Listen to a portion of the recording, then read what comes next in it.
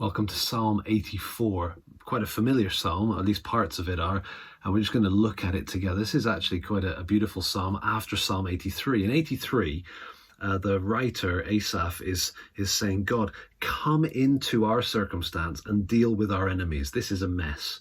And so it's kind of a prayer type psalm, but it's a prayer psalm in this direction.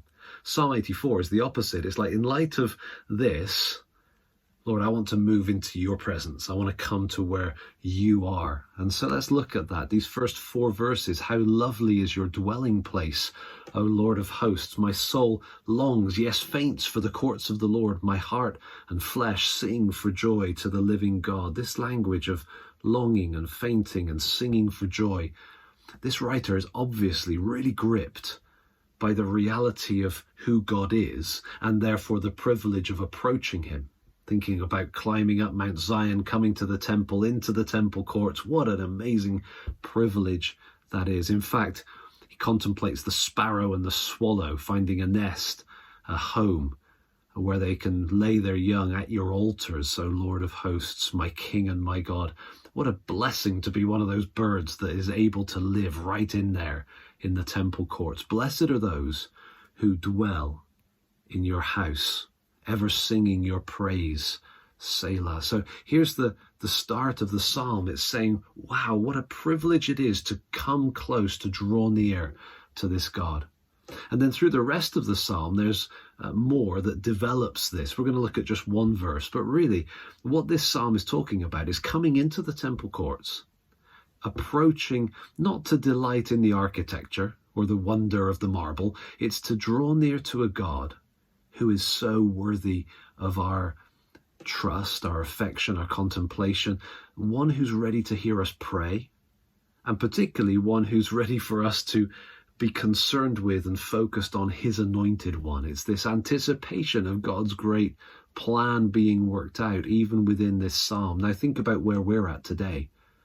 We have a fuller, I hope, appreciation of the wonder of being able to approach God, because we don't have to travel. We don't have to climb a mountain, enter a temple, and look forward to it. We have direct and instant access. We are the temple of God today. The Spirit of God dwells in us today.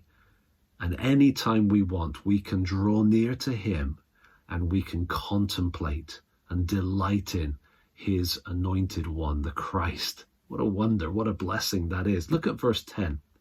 In light of being captivated by that privilege, the writer of this psalm gives us 2 contrasts. Famous verse, but just notice the contrast here.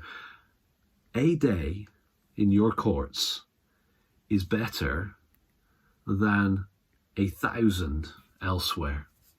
One day, 1,000 days. God is so worth approaching and being with that one day with him is better than 1,000 elsewhere. And then look at the second line, or second pair of lines here. I would rather, there's a contrast again. I would rather be a doorkeeper.